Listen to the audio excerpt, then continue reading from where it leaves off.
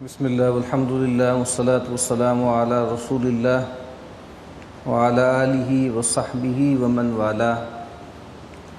رب اشرح لی صدری ویسر لی امری واحلل عقدۃ من لسانی یفقہوا قولی. اللہم انفعنا بما علمتنا وعلمنا ما ينفعنا وزدنا علما آمین یا رب العالمین. کتاب ریاض الصالحین میں سے ہم ظلم، اس کی مذمت، اس کا باب ہم پڑھ رہے تھے، اور جیسا کہ عرض کیا گیا تھا کہ ظلم کا مفہوم بہت وسیع ہے. انسان جو بھی گناہ کرتا ہے، جو بھی اللہ اس کے رسول کی نافرمانی کرتا ہے، اس کو قرآن مجید یہ کہتا ہے کہ وہ اپنی جانوں پہ ظلم ڈھاتا ہے، اپنے اوپر ظلم کر رہا ہے، اپنی ذات پر زیادتی کر رہا ہے. چونکہ اللہ تعالیٰ نے انسان کو یہ وجود دیا ہے، فزیکل فیکلٹیز دی ہیں، مینٹل فیکلٹیز دی ہیں، اور اس لیے دی ہیں کہ ان کو اللہ اس کے رسول صلی اللہ علیہ وسلم کے پسندیدہ اعمال میں لگائے. لیکن جب انسان ان کو اللہ اس کے رسول کی نافرمانی میں لگاتا ہے تو گویا وہ زیادتی کر رہا ہے، وہ ظلم کر رہا ہے اپنے اوپر، اپنے وجود پر. اور ظلم النفس کہہ لیجئے، اس کا سب سے بڑا اظہار کیا ہے؟ وہ شرک ہے.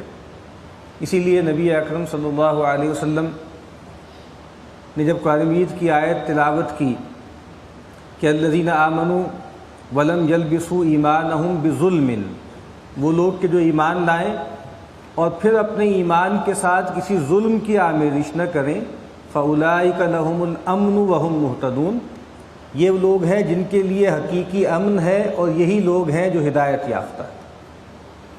تو صحابہ کرام ظلم کا عمومی مفہوم سمجھے کہ اپنے اوپر زیادتی کرنا، ظلم کرنا، یعنی کوئی بھی گناہ کرنا. تو انہوں نے آ کر یہ عرض کیا کہ ہم میں سے کون ہے جو ظلم سے بچا ہوا ہے؟ تو رسول اللہ صلی اللہ علیہ وسلم نے فرمایا کہ تم صحیح نہیں سمجھے، یہاں ظلم سے مراد شرک ہے. سیدنا لقمان نے جو کہا تھا اپنے بیٹے سے کہ یا بنی لا تشرک باللہ، اے بچے اللہ کے ساتھ کسی کو شریک نہ ٹھہرانا، ان الشرک لظلم عظیم، بے شک شرک جو ہے وہ تو ظلم عظیم. لیکن ہمارا جو عمومی استعمال ہے ظلم کا، وہ کسی غیر پر ظلم ہوتا ہے، کسی دوسرے پر زیادتی کرنا، کسی دوسرے کی ملک میں تصرف کرنا، کسی کی جان، مال، آبرو پر کوئی حملہ کرنا، اس کو ظلم کہا جاتا ہے. تو آج اب ہم جو روایتیں پڑھیں گے اس کا تعلق اسی طرح کے مظالم سے ہے کہ جو ہم دوسرے انسانوں کے ساتھ ظلم کرتے ہیں، زیادتی کرتے ہیں. متفق علیہ روایت ہے، ام المؤمنین سیدتنا عائشہ رضی اللہ تعالی عنہا روایت کرتی ہیں کہ رسول اللہ صلی اللہ علیہ وسلم نے فرمایا من ظلم قید شبر من الارض طوقہ من 7 ارضین. فرمایا کہ جو شخص کسی سے ظالمانہ طریقے پر زیادتی کر کے ایک بالشت بھر زمین بھی حاصل کر لے گا، آپ نے کوئی دعویٰ کر لیا کسی پر یا کسی کی زمین پہ قبضہ کر لیا، تو کہا کہ کوئی مربع کی بات نہیں، کوئی ایکڑ کی بات نہیں، کوئی کنال کی بات نہیں، کوئی مرلے کی بات نہیں. اللہ کے نبی فرما رہے ہیں کہ ایک بالشت زمین، اگر کسی شخص نے کسی دوسرے شخص کی ایک بالشت زمین بھی ظالمانہ طریقے سے حاصل کر لی، کنفسکیٹ کر لی، چھین لی، کیا ہوگا؟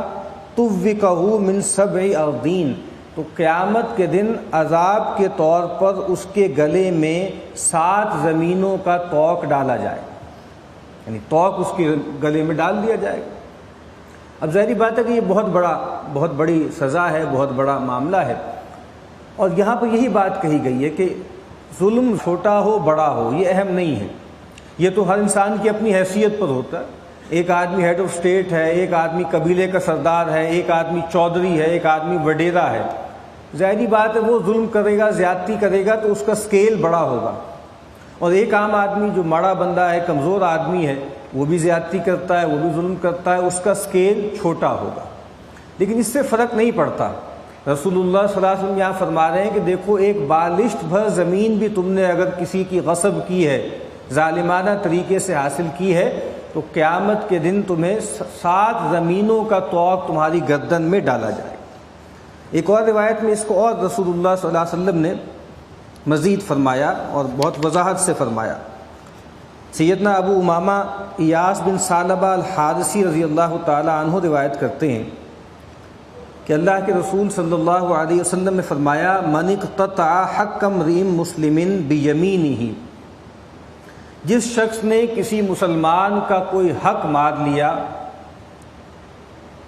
کیسے؟ جھوٹی قسم اٹھا کر، حلف اٹھا کر، جھوٹی قسم اٹھا کر کوئی اس کا حق مار لیا، کوئی چیز اس سے چھین لی، فقد اوجب اللہ لہ النار وحرم علیہ الجنہ، تو اللہ تعالیٰ ایسے شخص پر جہنم کو واجب کر دیں گے اور جنت اس پر حرام کر دیں گے۔ اب یہ صحیح مسلم کی روایت ہے، بہت لرزا دینے والی روایت ہے۔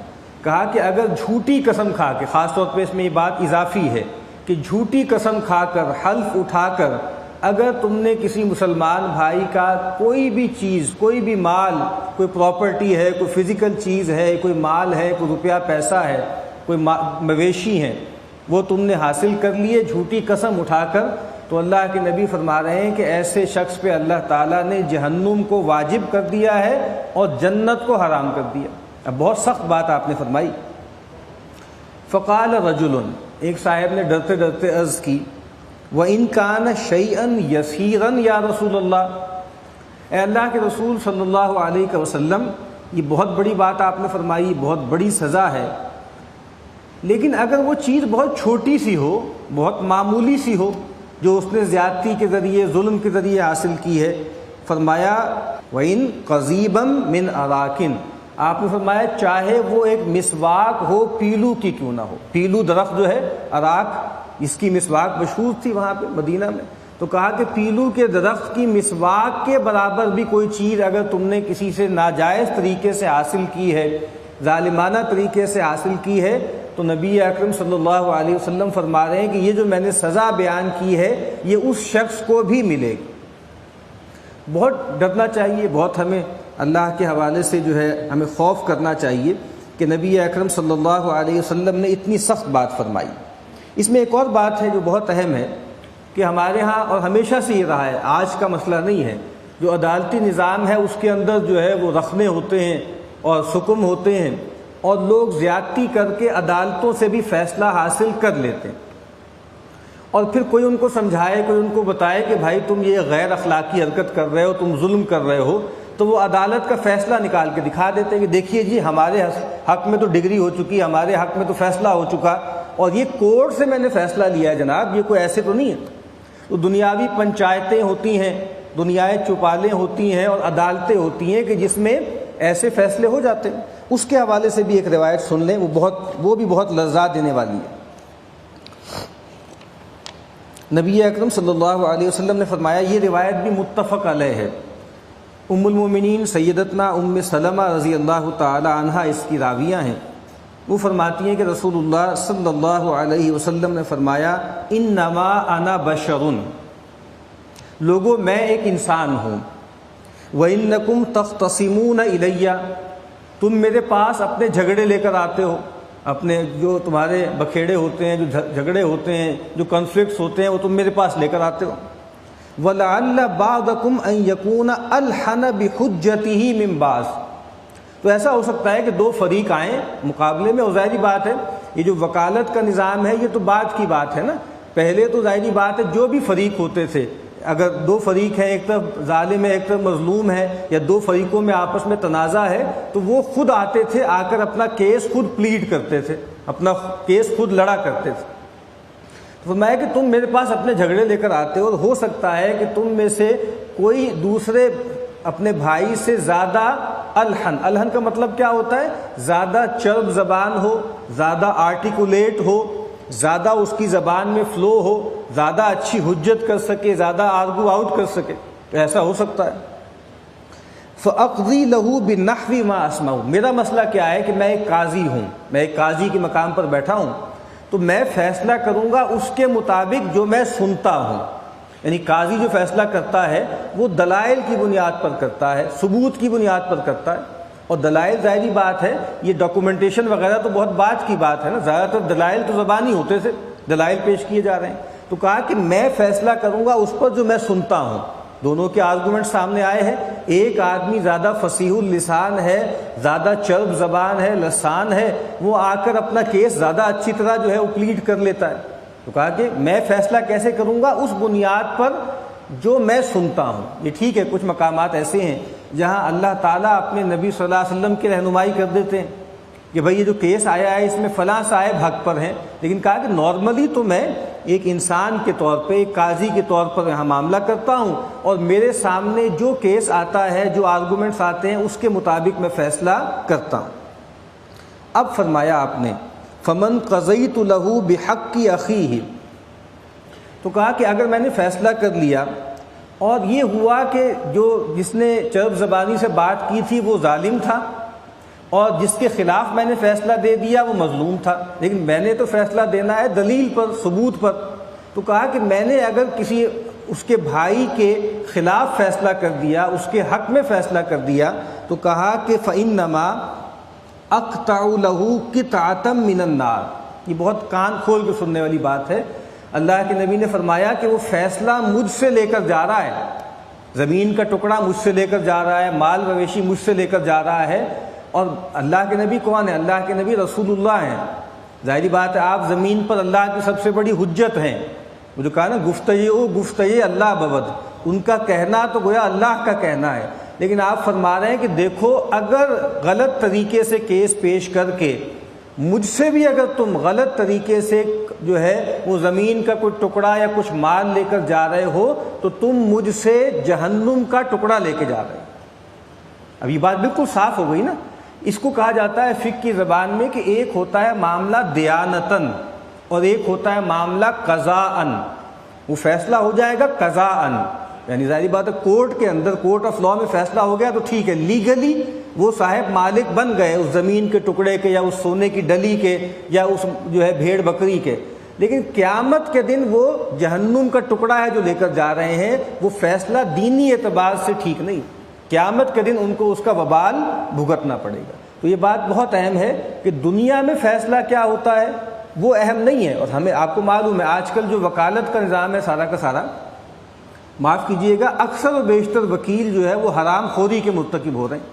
اور یہ بات ہمیں معلوم ہے کہ اس ملک میں انصاف کی راہ میں سب سے بڑی رکاوٹ وکیل خود ہیں. ہمیں معلوم, جب ظاہر بات ہے آپ کسی وکیل کے پاس جاتے ہیں تو آپ بتاتے ہیں کہ بھائی یہ میں نے زمین پہ قبضہ کیا ہوا ہے, یہ بندہ میں نے مارا ہے, یہ چوری میں نے کی ہے, یہ ڈاکہ میں نے ڈالا ہے, اب ظاہر بات ہے یہ اتنے لاکھ روپے فیس لے لو اور مجھے بچا لو, اور وہ خوشی خوشی آپ کا حق جو ہے پلیڈ کرنے پہ چل پڑتا ہے.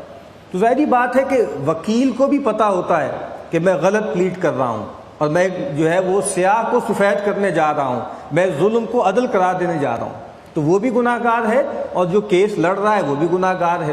اور فیصلہ ہو کر مل جائے اس کو لہراتے ہوئے جانا کہ دیکھیں ہمارے حق میں فیصلہ ہو گیا, اس سے کچھ بھی نہیں ہوتا. اصل جو یوم الحساب ہے وہ آخرت ہے. نبی اکرم صلی اللہ علیہ وسلم نے فرمایا کہ آج کے دن تم دار العمل میں ہو, یہاں جزا نہیں ہے, یہاں جزا ہوتی بھی ہے تو جزوی ہوتی ہے. تو لیکن کل تم جو ہے وہ تم یوم جو دار الحساب میں ہو اور وہاں پر عمل نہیں ہے, وہاں کمپنسیشن ممکن نہیں ہے. تو اس روایت میں نبی اکرم صلی اللہ علیہ وسلم نے بالکل واضح طور پر ہمیں یہ بات ارشاد فرما دی کہ اگر تم زیادتی کر کے, ظلم کر کے اپنے کسی بھائی کا کوئی حق غصب کر رہے ہو, کوئی زمین کا ٹکڑا لے کے جا رہے ہو, مجھ سے فیصلہ کروا کے لے کے جا رہے ہو, تو کہا کہ میں بھی تمہارے لیے جہنم کا ایک ٹکڑا کاٹ کے تمہیں دے رہا ہوں. اور فرمایا کہ جس نے کوئی بھی زیادتی کی, کوئی بھی ظلم کیا, کسی مسلمان کا کوئی حق بھی مارا, تو وہ اس کے بارے میں فرمایا کہ اللہ تعالیٰ نے اس پر جنت کو حرام ٹھہرا دیا اور جہنم کو واجب کر دیا. اور جب پوچھا گیا کہ اگر بہت چھوٹی سی چیز ہو تو کہا کہ چاہے وہ ایک جو ہے وہ پیلو کی درخت کی مسواک ہی کیوں نہ ہو. اب ایک روایت اور پڑھ لیتے ہیں, طویل روایت ہے. سیدنا ابو بکرہ نفیع بن حارث رضی اللہ تعالی عنہ اس کو روایت کرتے ہیں کہ نبی اکرم صلی اللہ علیہ وسلم نے فرمایا, یہ خطبہ حجۃ الوداع یا حجۃ الوداع اس موقع کی یہ روایت ہے, مشہور روایت ہے. آپ نے فرمایا ان الزمان قد استدار کہیئتہ یوم خلق اللہ السماوات والارض السنۃ 12 شہرا منها 4 حرم 3 متوالیات ذو القعدہ وذو الحجہ والمحرم ورجب مضر الذی بین جمادی و شعبان۔ آپ نے فرمایا کہ زمانہ اپنی پوری گردش مکمل کر کے اسی جگہ پر آ گیا ہے جس ہیئت پر، جس فارم پر اللہ تعالیٰ نے آسمانوں اور زمین کو پیدا کیا۔ وہ کیا ہے کہ سال کے 12 مہینے ہیں جن میں سے 4 مہینے محترم ہیں۔ ہمیشہ سے عربوں کے ہاں بھی یہی تھا کہ سال کے 12 مہینے، ان میں 4 مہینے محترم ہوتے تھے، لیکن وہ کرتے کیا تھے؟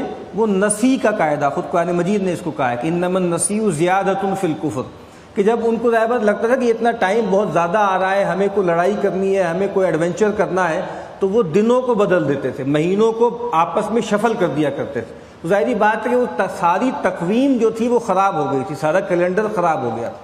تو رسول اللہ صلی اللہ علیہ وسلم جو ہے خطبہ حجۃ الوداع کے موقع پر فرما رہے ہیں کہ بھائی وہ سارا زمین میں چکر ہو گیا اور جو خرابیاں تھیں وہ سب ریکنسائل ہو گئی ہیں، اور آج کے دن گویا دوبارہ وہ کیلنڈر، پوری تقویم صحیح ہو گئی ہے، اور اللہ تعالیٰ نے جس حیت پر آسمان و زمین کو پیدا کیا تھا اس پر آ کر دوبارہ ٹک گئی ہے بات۔ اور سال 12 مہینے کیا ہے؟ اس میں سے 4 مہینے حرام ہیں، محترم ہیں۔ وہ کون سے؟ ذوالقعدہ، ذوالحجہ، محرم اور رجب، جس کے بارے میں آپ نے کہا کہ رجب مضر۔ مضر ایک بڑا قبیلہ تھا قریش کا، اور وہ خاص طور پہ رجب کے مہینے کو خصوصی اہمیت دیتا تھا، اس وجہ سے آپ نے کہا کہ رجب مضر۔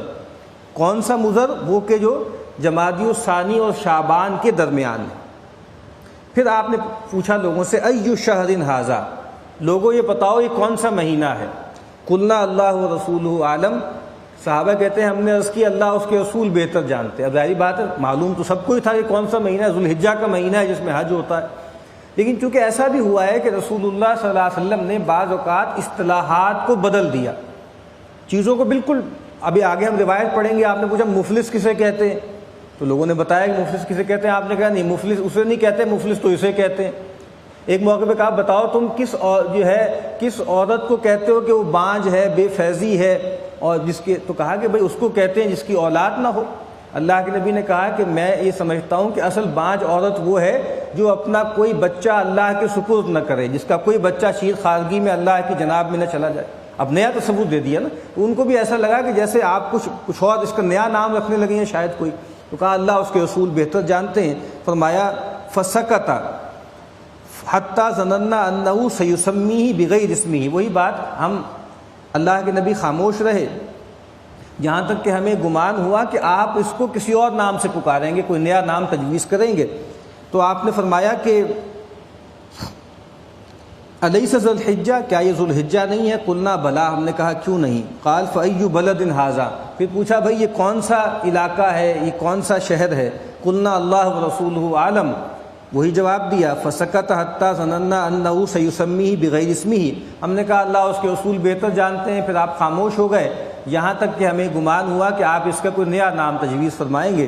قال الیس البلدہ، کہا کہ یہ البلدہ نہیں ہے، البلدۃ الحرام نہیں ہے؟ قلنا بلا، کہا کہ کیوں نہیں؟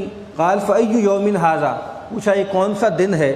قلنا اللہ ورسولہ عالم فسکت حتی ظننا انہ سیسمیہ بغیر اسمہ، کون سا دن ہے؟ ہم خاموش ہو گئے اور کہا اللہ اس کے رسول بہتر جانتے ہیں، تو ہمیں خیال ہوا کہ آپ اس کا کوئی نیا نام رکھنے لگے ہیں۔ قال الیس یوم النحر، کیا یہ یوم النحر نہیں ہے، کیا قربانی کا دن نہیں ہے؟ قلنا بلا، ہم نے کہا کیوں نہیں؟ اب آپ نے وہ بات فرمائی جس کا اس باب سے تعلق ہے، فإن دماءکم واموالکم واعراضکم علیکم حرام، اے لوگو تو بے شک تمہارے خون یعنی تمہاری جانیں اور تمہارے مال اور تمہاری عزتیں اور آبروئیں آپس میں تم پر حرام ہیں۔ کیسی حرام ہیں؟ کحرمت یومکم ھذا فی بلدکم ھذا فی شہرکم ھذا، جیسی اس بلد حرام کی حرمت ہے، جیسے اس ذوالحجہ کی حرمت ہے، جیسے اس یوم النحر کی حرمت ہے۔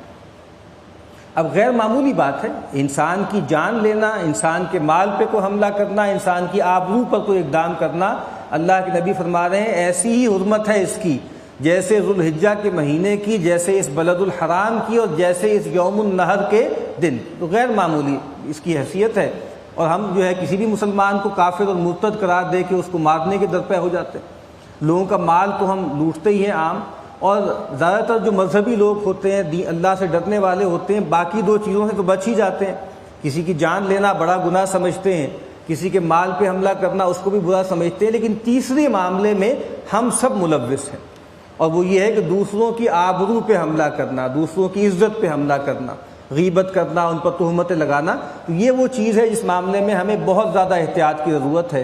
نبی اکرم صلی اللہ علیہ وسلم نے ایک موقع پہ کعبے کو دیکھا اور کہا کہ اے کعبہ، تمہاری بڑی شان ہے، تم اللہ کے نزدیک بہت محترم ہو، لیکن ایک مسلمان کی جان اس سے بھی زیادہ محترم، ایک مسلمان کی جان کو لینا گویا کعبے کی حرمت کو پامال کرنے سے بھی بڑا گناہ ہے۔ اللہ تعالیٰ سے دعا ہے کہ ہمیں ان گناہوں سے بچنے کی توفیق عطا فرمائے۔